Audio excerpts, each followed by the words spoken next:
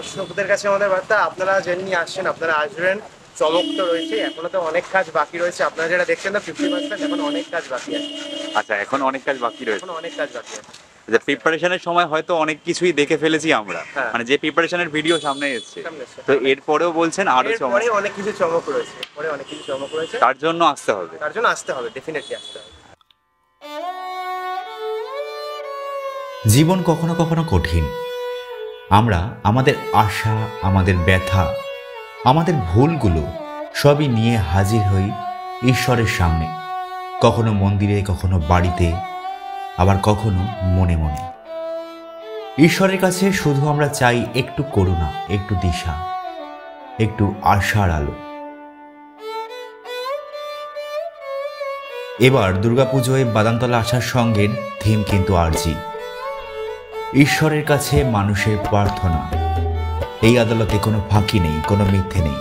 এখানে সত্যিই শোনা হয় প্রত্যেক হৃদয়ের কথা খুবই যত্ন করে। আর আমাদের প্রত্যেকটি আরজি তিনি শোনেন, তিনি বোঝেন। কখনো কখনো তিনি তার নিজস্ব শক্তি দেখার সুযোগ দেন আমাদের। এবার আমরা আবার ফিরে যাচ্ছি তেমনই একটি আবহে, যেখানে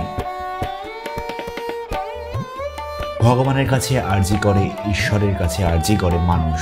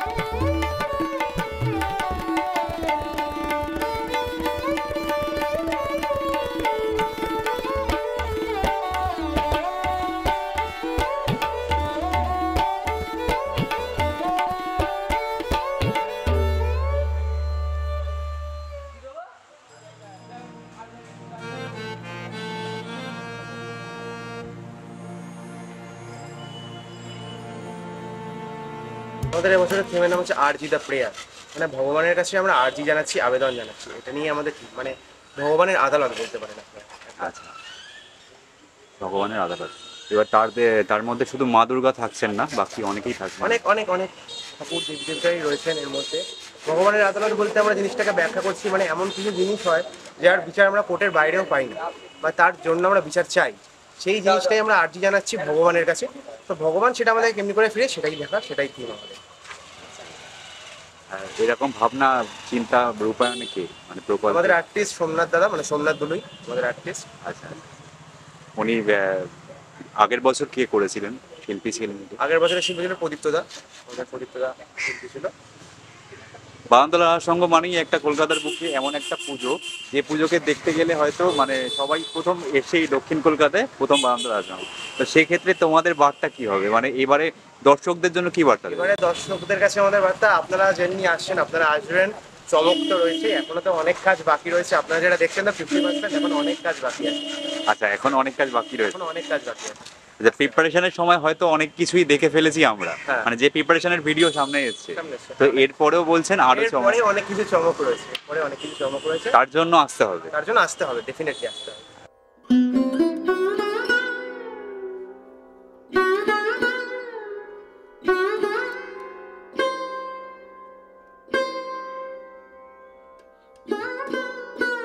মানুষের বিশ্বাস ঈশ্বর দেখছেন, ঈশ্বর শুনছেন, আর ঈশ্বর সব মিরাকেল করছেন।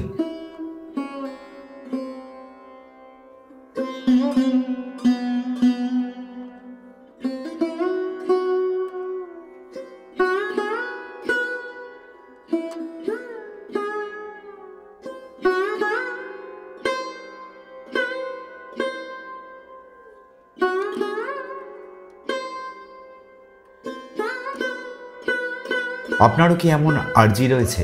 তাহলে একবার ঘুরে আসতে পারেন বাদামতলা আসার সঙ্গে। এখানে কিন্তু ভগবানের আদালত খোলা রয়েছে। देवी प्रपन्नाट्य हरे प्रसीद प्रसीद मातर्जगतो अखिलस्य प्रसीद विश्वेश्वरी पाहि विश्वं। বাদামতলা আসার সঙ্গ দেখার পর ৬৬ পল্লী দেখবেন না তা কখনো হয় নাকি? ৬৬ পল্লীর প্রত্যেক কোণে এখন বেজে উঠছে ঢাক, আর শক্তির উপস্থিতি সর্বত্র, দেবী শক্তির। কারণ এবছর ৬৬ পল্লীর থিম শক্তি রূপা। মা দুর্গার কাছে বছরভর এই সময়টা মানুষ আসেন তাদের ছোট ছোট স্বপ্ন, তাদের ভক্তির অমল ধারা সবকিছু নিয়ে। শক্তিরূপা দেবী আমাদের ভয়, ব্যথা, অনিশ্চয়তার উপর করুণা ঢালেন। তার প্রত্যেক অর্ঘ্য, প্রত্যেক প্রার্থনা আমাদের শক্তি বাড়ায়, আমাদের মনকে আরো দৃঢ় করে।